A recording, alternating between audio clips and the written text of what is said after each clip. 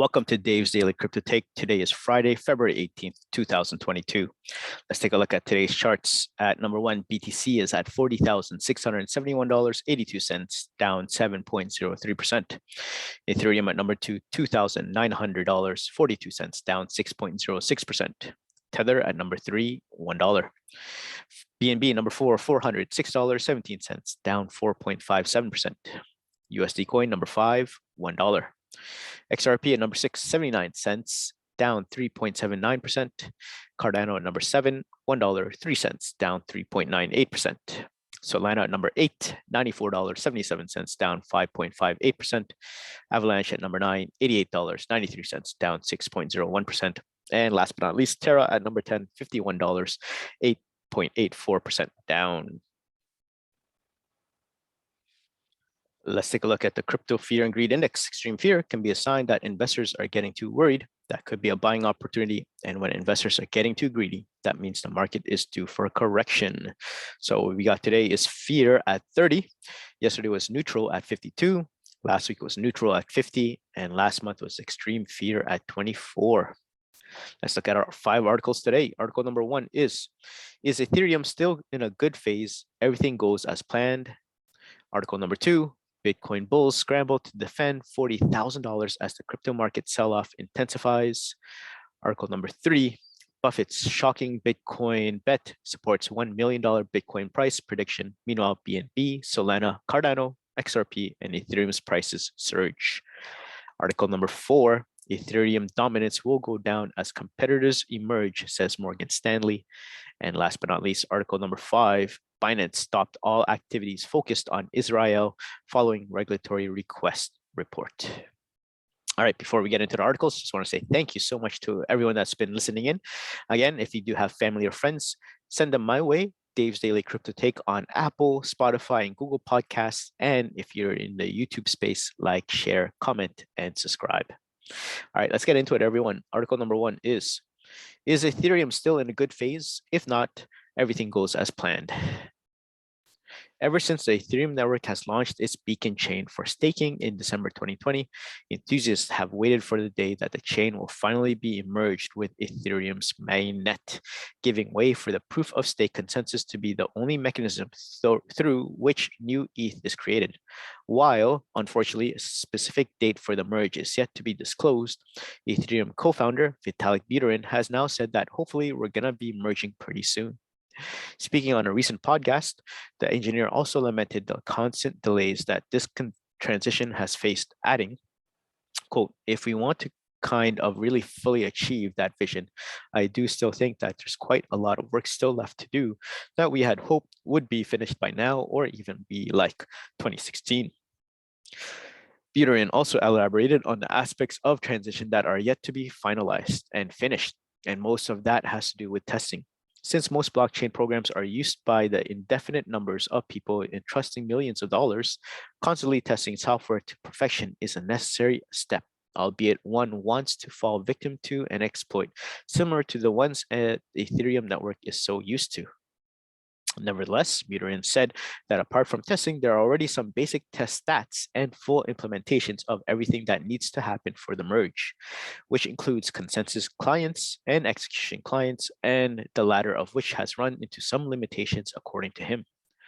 What requires the most testing, however, is the initial sync process, which Buterin explained as the mechanism behind integrating new nodes to the network and its contract code. Of course, in numerous other subsidies, the technical aspects that need to be taken care of, said Vitalik, adding that his team believes that the merge can take place sometime between June and August this year. Tweets, happy birthday Beacon Chain. Here's an updated roadmap diagram for where Ethereum protocol development is at and what's coming in what order. I'm sure this is missing a lot, as all diagrams are, but it covers a lot of the important stuff. It should be noted here that the merge is just one of the first steps in Buterin's vision of Ethereum, and the network might witness constant development for the foreseeable future. While the exec had earlier revealed a roadmap on Twitter that laid out the phases post-merge, he explained the same as, quote, the merge, which was basically proof of stake, the surge, which is increasing the capacity of the chain, basically doing sharding and doing a little bit more stuff before and after that. Then there is the verge, which is vertical trees, which are basically a technology that makes it easier to validate the chain. Then there's the purge, which is making the chain lighter and making the code wider. Then there is like the splurge, which is just like everything else. The exec did agree that while a lot of buzzwords and extra improvements were in the pipeline, such as ZK snarks, EVM buildup, and Prosper Builder separation, if just the merge to POS and sharding are implemented, we're still in a good place. This could be the case considering the biggest issues being faced by Ethereum currently are its reliance on mining and lack of scalability, which sharding is meant to fix. Hence, Vitalik believes Ethereum will definitely be big enough to become the single transaction layer for the internet or global financial activity once the surge phase of its transaction takes place. So there you guys have it. Is Ethereum still in a good phase? If not, everything goes as planned. Comment down below and let me know what you guys think. Okay, article number 2. Bitcoin bulls scramble to defend $40,000 as the crypto market sell-off intensifies. BTC and altcoins were hit by another round of selling as analysts say a worsening macroeconomic climate threatens to push Bitcoin price below 40,000. BTC and altcoins dropped further on February 17 after the situation in Ukraine worsened and Russia expelled Bart Gorman, the United States Deputy Chief of Diplomatic Mission, from the country after President Biden reiterated that the threat of a Ukrainian invasion by Russia was very high. Data from Cointelegraph Markets Pro and TradingView shows that the afternoon resurgence in sell-side pressure dropped the price of Bitcoin to a daily low at $40,081. As bulls frantically regroup and attempt to prevent a slide below 40,000, according to analysts, the bullish case for a move higher continues to dwindle as the factors weighing on the crypto market mount. Real rates and inflation are the main issues. The effect of the Ukraine-Russia situation was touched upon by David Lifshitz, managing partner and chief investment officer at Exo Alpha, who noted that the situation is definitely weighing on risk assets, up like February 15, down like today. While the Ukraine-Russia saga is currently dominating news headlines and causing widespread weakness across global markets, Lifshitz suggested that the situation looks like a distraction from the real rates inflation issue. According to Lifshitz, this current conflict may only last a few months, while the inflation rates issue is a multi-year issue that can hit much more on a broader scale and for a longer time. Lifshitz said, quote, Bitcoin is just pulling back into its $30,000 to $50,000 range for now as we remain in a trader's market. So unless there's a significant break below 33 or above 48, the swing trading will continue and altcoins will follow the move with just more amplitude. Bitcoin remains a strong asset. Despite the recent weakness, market analyst and pseudonymous Twitter trader Income Sharks offered the following words of comfort to help add a little perspective to the long-term outlook for BTC. He tweets, with everything that has happened over the years, how can you not be bullish knowing Bitcoin is still worth over 40,000? It continues to be worth more almost every single year since its inception. This is a stronger asset than people give credit to. The overall cryptocurrency market cap now stands at $1.85 trillion and Bitcoin's dominance rate is 41.7%. So Bitcoin bulls scramble to defend $40,000 as the crypto market sell-off intensifies. Comment down below. Let me know what you guys think. Article number 3.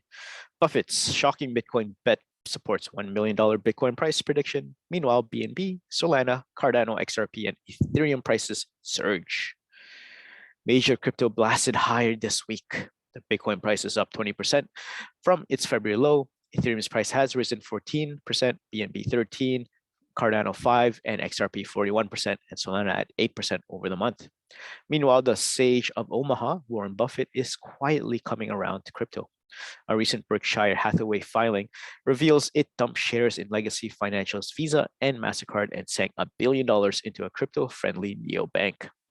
For the world's biggest crypto critic, that's a big change of heart. In 2020, he said cryptocurrencies basically have no value and they don't produce anything, adding, I don't have any cryptocurrency and I never will. Buffett's U-turn hints at a critical point in institutional crypto adoption that could put a rocket under crypto demand and prices in the coming years.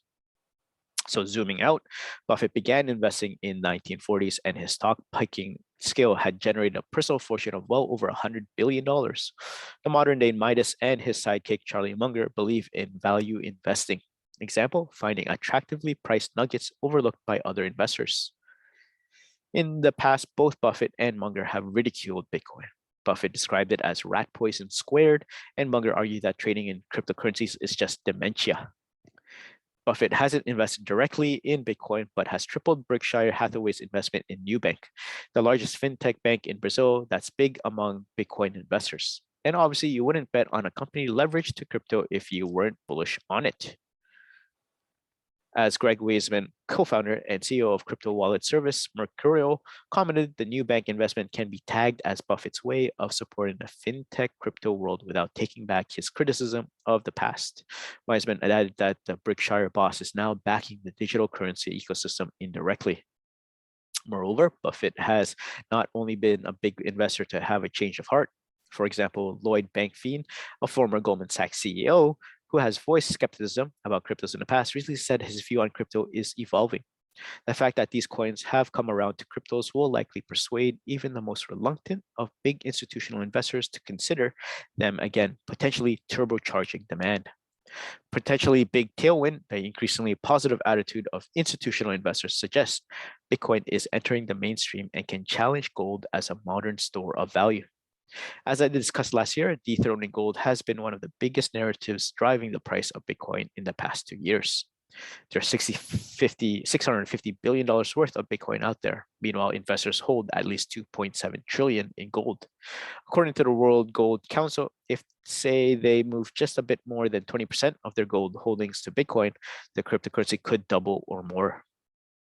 Later, I wrote, 2022 is set to deliver the biggest hawkish monetary reversals in the past decade, and Bitcoin will finally answer the most important question. After 13 years, is it still a speculative asset, or has it worn off on investors as a safe haven? This question is going to be one of the most fundamental Bitcoin drivers in the near term. If Bitcoin matures as a stable asset class, ARK Invest Kathy Wood believes its price can hit 1 million by 2030, arguing it represents only a fraction of the value of global assets amid increasing adoption each year. So there you guys have it. What do you think about this article? It says Buffett's shocking Bitcoin bet supports $1 million Bitcoin price prediction. Meanwhile, BNB, Solana, Cardano, XRP, and Ethereum prices surge. Comment down below and let me know what you guys think. All right. Before we get into round 2 of the articles, just want to say a big thank you to all my listeners. I've been looking at the analytics and I see people from Spain, UK, America, also in South America, especially Chile, Brazil, and also in Paraguay. So thank you so much. Shout out to everyone that's been listening in. Again, if you do have friends or family around the world that want to hear unbiased crypto news that are for and against, please send them my way at Dave's Daily Crypto Take at Apple, Spotify, Google Podcasts, and on the YouTube space. Like, share, and subscribe. Okay. Article number 4. Ethereum dominance will go down as competitors emerge, says Morgan Stanley. Global investment bank Morgan Stanley has released thoughts around leading smart contract platform Ethereum. In a recently published note titled Cryptocurrency 201, What is Ethereum? The bank revealed its outlook for the future of the blockchain. Ethereum, which continues to maintain large dominance over the decentralized finance and NFT space, might find itself losing more market share to competitors, Morgan Stanley revealed. Ethereum is less decentralized. Comparing Bitcoin to Ethereum, Morgan Stanley arrived at the conclusion that the latter was less decentralized. Its metric for this comparison was the number of each digital asset that was held by whales. Although Bitcoin gets flack for its holder concentration, where the top 100 wallets held 14% of the supply, Ethereum is even more concentrated, with the top 100 wallets holding 39% of its supply. Ethereum no doubt has a more centralized traits compared to Bitcoin. This is apparent in the upgrades that can be carried out on the network, but have not hindered its success over the long term. The blockchain is still leading smart contracts network in the space. It possesses the dominant network market share in decentralized finance and NFT market, with ETH accounting for more than 60% of total value locked TVL. Nevertheless, Morgan Stanley says the dominance may not last for long. Already, other networks are quickly springing up and taking market share from the blockchain, and the investment bank predicts that this will continue to happen. So what is the cause? One of the reasons Ethereum is seeing decline dominance is the fact that newer networks like Solana and Cardano are presenting with more scalability, faster, and cheaper transactions. They are seeing more and more users move to alternative blockchains, taking their funds with them and increasing the dominance of these other blockchains. Furthermore, the Morgan Stanley notes explains that the rapidly evolving regulations to which the DeFi and NFT markets are subject could also lead to reduced demand for transactions on the network, given that they make up the majority of the activity on Ethereum. They are also subject to new risks and restrict certain areas such as finance, which DeFi falls under. Another major risk for the Ethereum network that Morgan Stanley notes is the blockchain bloat and scalability risk. As already mentioned above, Ethereum's competitors are coming out with faster and cheaper transactions, whereas the leading network continues to suffer from slow transactions and high fees brought about by the increased demand on the network. The note also points out that the rate at which Ethereum is growing also raises the issue that is storage space. The blockchain is set to outpace its resources due to high storage demand. However, with a move to the consensus layer, ETH 2.0, which is underway, this can be averted. So what do you guys think about this article? Ethereum dominance will go down as competitors emerge, says Morgan Stanley. Comment down below. Let me know what you guys think. Okay, last but not least, the main topic today is Binance stopped all activities focused on Israel following regulatory request report. Binance has stopped marketing to Israelis all activities focused on Israel until we examine the issue of licensing. Major crypto exchange Binance has reportedly halted activities and marketing to Israelis following a request from one of the country's financial regulators over licensing. According to a Thursday report from Israel-based news outlet Globes, the Capital Market, Insurance, and Savings Authority requested that Binance provide information on the services it was providing to Israelis as well as any licenses under which it operates. The regulator responsible for handling licenses for crypto firms reportedly never received an application from Binance allowing the exchange to do business in Israel. Following the intervention of the capital market, Binance has this stage stopped marketing to Israelis and all activities focused on Israel until we examine the issue of licensing, said the Capital Markets Authority. Binance website no longer lists Israel shekel as a payment option for buying crypto, a feature that was introduced in February 2020. However, at the time of publication, the platform's job listing still includes 7 opportunities to work with the exchange in Israel. In July 2021, Binance CEO and founder Changpeng Zhao said he wanted the exchange to work with local regulators as it established offices in other countries. However, Binance is still facing regulatory scrutiny as authorities in Italy, Malaysia, Poland, Germany, and the UK and Cayman Islands, Thailand, Canada, Japan, Singapore, and other nations have issued statements either claiming the exchange was operating illegally or otherwise warning investors to exercise caution. With a population of roughly 1 million people, Israel has seemingly welcomed the introduction of digital assets under the proper regulatory framework. President Isaac Herzog received a non-fungible token representing when he took the oath of office in July. And the country's central bank has been exploring the introduction of a digital shekel for almost 5 years. So, Binance stopped all activities focused on Israel following regulatory request report. Comment down below. Let me know what you guys think about this article. All right, let's take a look at the prices one last time before we head out. Number 1, BTC, $40,660. Ethereum, $2,909. Tether, $1. BNB, $407. USD coin, 99 cents. XRP, 79 cents. Cardano, $1.04. Solana, $95. Avalanche, $88, and last but not least, Terra at $51. So there you guys have it. Thank you so much for making it this far into the YouTube video and podcast. Again, this is Dave's Daily Crypto Take. Catch me on Apple, Spotify, and Google Podcasts. And if you're in the YouTube space, please like, share, and subscribe. Other than that, I hope you guys all have a great crypto day, and I'll see you guys in the next one. Peace.